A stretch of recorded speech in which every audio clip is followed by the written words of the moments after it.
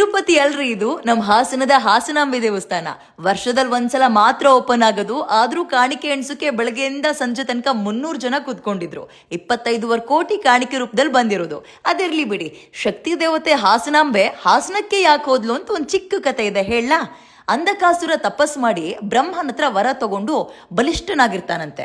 3 ಲೋಕದಲ್ಲೂ ಬರೀ ಕಿತಾಪತಿ ಮಾಡ್ತಾ ಇರ್ತಾನೆ. ಅವನ ಸಂಹಾರ ಮಾಡಕ್ಕೆ ಶಿವ ಬಂದಾಗ ಯುದ್ಧನೇ ಆಗುತ್ತಂತೆ. ಅವನ ರಕ್ತದ ಒಂದೊಂದು ಹನಿ ಕೂಡ ಮತ್ತೊಂದು ರಾಕ್ಷಸರಾಗಿ ಮರುಜೀವ ಪಡ್ಕೊಳ್ತಾ ಇರ್ತಾರಂತೆ. ಆಗ ಶಿವನ ಸಹಾಯಕ್ಕೆ ಸಪ್ತಮಾತೃಕೆಯರು ಬರ್ತಾರೆ. ಬ್ರಾಹ್ಮಿ, ಮಹೇಶ್ವರಿ, ಕೌಮಾರಿ, ವೈಷ್ಣವಿ, ವರಾಹಿ, ಇಂದ್ರಾಣಿ ಮತ್ತೆ ಚಾಮುಂಡಿ ಅಂತ. ವಾರಣಾಸಿಯಿಂದ ಕೆಲಸ ಮುಗಿಸ್ಕೊಂಡು ದಕ್ಷಿಣದ ಭಾಗಕ್ಕೆ ಇವರೆಲ್ಲರೂ ಬರ್ಬೇಕಾದ್ರೆ ಇಲ್ಲಿನ ಪ್ರಕೃತಿಗೆ ಮನಸೋತು ಇಲ್ಲೇ ಯಾಕೆ ಉಳ್ಕೋಬಾರ್ದು ನಾವು ಅಂತ ತೀರ್ಮಾನ ಮಾಡ್ತಾರೆ. ಆಗ್ಲೇ ವೈಷ್ಣವಿ, ಕೌಮಾರಿ, ಮಹೇಶ್ವರಿ ನಿರ್ಧಾರ ಮಾಡ್ತಾರಂತೆ. ಸಪ್ತಮಾತೃಕೆಯರು ಸದಾ ಹಸನ್ಮುಖಿ ಆಗಿರೋದ್ರಿಂದ ಹಸನ ಅಂದ್ರೆ ನಗು ಅಲ್ವಾ, ಹಸನ ಇದ್ದದ್ದನ್ನ ಹಾಸನ ಆಯಿತು ಅಂತಾರೆ. ಅದಕ್ಕೂ ಮುಂಚೆ ಹಾಸನವನ್ನ ಸಿಂಹಾಸನಪುರಿ ಅಂತ ಕರಿತಾ ಇದ್ರಂತೆ. ನನಗ್ ಗೊತ್ತಿರೋದಿಷ್ಟಪ್ಪ. ಹೆಚ್ಚಿಗೆ ನಿಮ್ಗೇನಾದ್ರೂ ಗೊತ್ತಿದ್ರೆ ಅದನ್ನು ನಮಗ್ ತಿಳಿಸಿ, ಆಯ್ತಾ? ನಮಸ್ಕಾರ. ತಿರುಪತಿ ಅಲ್ರಿ ಇದು ನಮ್ ಹಾಸನದ ಹಾಸನಾಂಬೆ ದೇವಸ್ಥಾನ. ವರ್ಷದಲ್ಲಿ ಒಂದ್ಸಲ ಮಾತ್ರ ಓಪನ್ ಆಗೋದು. ಆದ್ರೂ ಕಾಣಿಕೆ ಎಣ್ಸಕ್ಕೆ ಬೆಳಗ್ಗೆಯಿಂದ ಸಂಜೆ ತನಕ 300 ಜನ ಕೂತ್ಕೊಂಡಿದ್ರು. 25 ಕೋಟಿ ಕಾಣಿಕೆ ರೂಪದಲ್ಲಿ ಬಂದಿರೋದು. ಅದಿರ್ಲಿ ಬಿಡಿ, ಶಕ್ತಿ ದೇವತೆ ಹಾಸನಾಂಬೆ ಹಾಸನಕ್ಕೆ ಯಾಕೆ ಹೋದ್ಲು ಅಂತ ಒಂದ್ ಚಿಕ್ಕ ಕತೆ ಇದೆ, ಹೇಳ.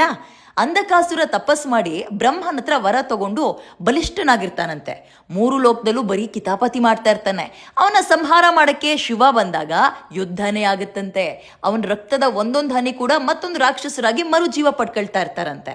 ಆಗ ಶಿವನ ಸಹಾಯಕ್ಕೆ ಸಪ್ತಮಾತೃಕೆಯರು ಬರ್ತಾರೆ. ಬ್ರಾಹ್ಮಿ, ಮಹೇಶ್ವರಿ, ಕೌಮಾರಿ, ವೈಷ್ಣವಿ, ವರಾಹಿ, ಇಂದ್ರಾಣಿ ಮತ್ತೆ ಚಾಮುಂಡಿ ಅಂತ.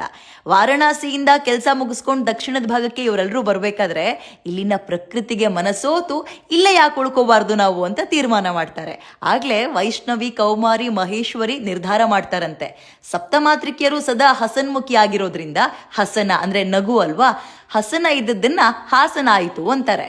ಅದಕ್ಕೂ ಮುಂಚೆ ಹಾಸನವನ್ನ ಸಿಂಹಾಸನಪುರಿ ಅಂತ ಕರಿತಾ ಇದ್ರಂತೆ. ನನಗ್ ಗೊತ್ತಿರೋದಿಷ್ಟಪ್ಪ. ಹೆಚ್ಚಿಗೆ ನಿಮ್ಗೇನಾದ್ರೂ ಗೊತ್ತಿದ್ರೆ ಅದನ್ನು ನಮಗ್ ತಿಳಿಸಿ, ಆಯ್ತಾ? ನಮಸ್ಕಾರ.